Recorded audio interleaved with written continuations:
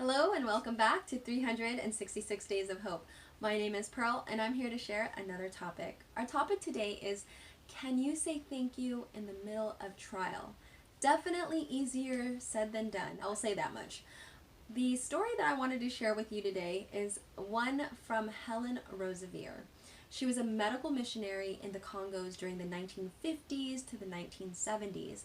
And during the 1960s, there was a political struggle that ended up happening in that country. There was so much strife. There was, unfortunately, a lot of deaths, and a lot of missionaries were also murdered during that time. And she was one of those individuals that decided to stay. And I was so blown away listening to her story and her testimony during an interview. And it amazed me of the sheer amount of faith and mental fortitude that this woman had. I mean, you talk about everything that she has seen. She had seen awful things. And I don't know if she ended up experiencing PTSD at all or how she processed it. But boy, this woman was a woman of strength, and it just encouraged me. And one of the things that she talks about was during the time she was in one of these particular villages, the rebels came and they were dragging her away. And right in that transportation moment, when she knew the inevitability of what could possibly be happening to her, she asked God, why are you forsaking me? And it's not that she doubted God, because she definitely believed that God could take all the evil and turn it for good, but she just didn't feel his presence, like his presence wasn't there.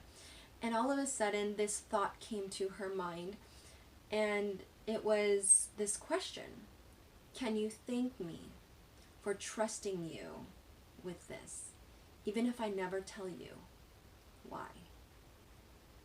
She responded, you know, that's shattering. You and I think of us trusting him, but the thought he wants to trust us, that was something very new to my thinking.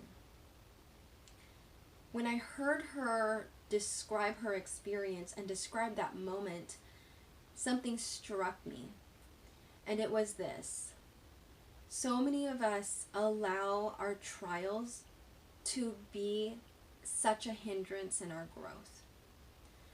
And it's hard to think that God trusts us through these trials, and we don't always understand why.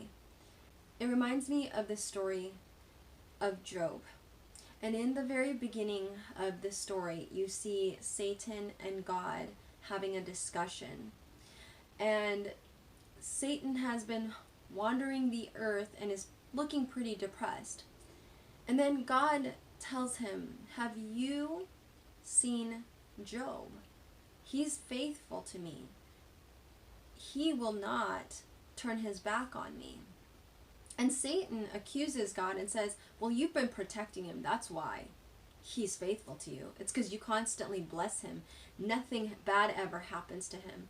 And God says, you know what? Even if I took my protection away from him, Job is going to be faithful to me, no matter what he experiences. And so we see this story of a good person experiencing such calamities, and we don't understand why. In fact, there is not a single answer to why Job goes through it, other than it was allowed. And it proved Satan wrong. God trusted Helen Roseveare.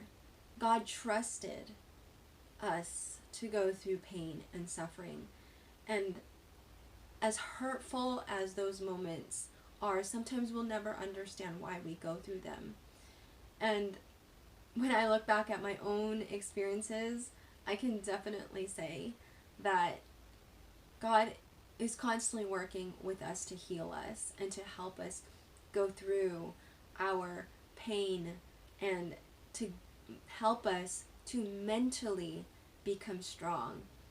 And even when we don't understand, it's hard to sometimes think, God, in the middle of our trials.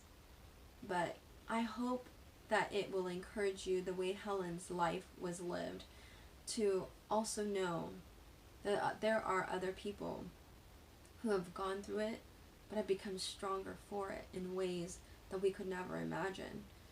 And in Helen's words, she mentioned that her body was of no consequence to her because they can't take her spirit. And it reminds me of this Bible verse in Matthew 10:28. Do not be afraid of those who will kill the body, but cannot kill the soul.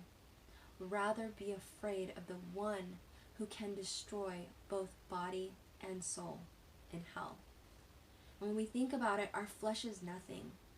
And it's easier said than done because I know mentally it's challenging when we have so many emotions that play on our mind, and when we experience extreme stress. All of those things affect us mentally. But my encouragement to you is to seek a way out of it through meditating on God's words and His promises to help remind you that He is there with you no matter what, and He will never leave you nor forsake you. And I hope that this encourages your faith, that you will live, thrive, and be healthy. Take care, guys. Bye.